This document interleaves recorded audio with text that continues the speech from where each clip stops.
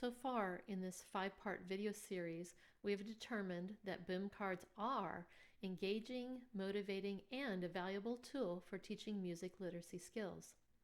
We learned how to set up a free account and assign boom cards.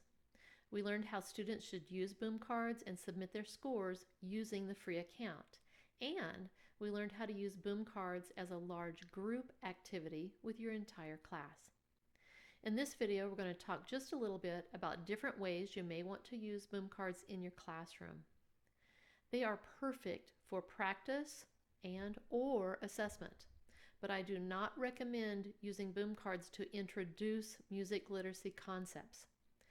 As an example, once your students have been introduced to So Me through song literature and they have experienced singing So Me, then you may determine that they're ready to use boom cards to reinforce or assess their learning. If you only have a few Chromebooks, iPads, laptops, or other devices in your classroom, you may want to use boom cards as part of a center or stations if you have enough for 4 or 5 at a time. You may want to use boom cards as whole group learning, as was demonstrated in video 4, where students use manipulatives to write the answer.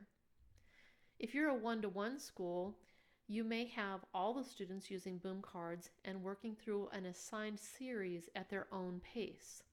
This is especially helpful for your advanced students who may be taking private lessons. Since all of the decks are part of sequenced level sets, which is similar to the way piano or instrumental method books are organized, students may work their way through at their own pace, or you can assign different sets to different students.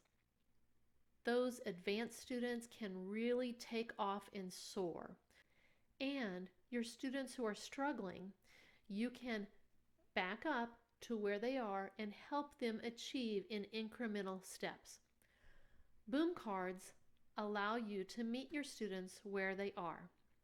Many students or many teachers have used boom cards last year for distance learning and hybrid learning, but you might consider using them for flipped classrooms.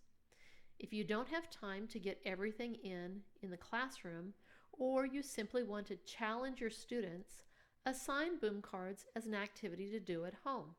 Boom cards are also useful in the private studio as well as the classroom. My mom even likes using my dictation sets to keep her sharp for singing in her church choir. Many of these sets may be used with adult learners. Several of our sets do not have the cutesy clip art, and they may be appropriate at the high school level as well. I have included a link to all the freebies that are in our TPT store. Just be sure to scroll all the way to the bottom and click onto page 2 where you'll find several more sets. Boom Learning always allows you to preview the first 4 cards in each deck. This allows you to make sure that the deck you're considering is exactly what you need for your students.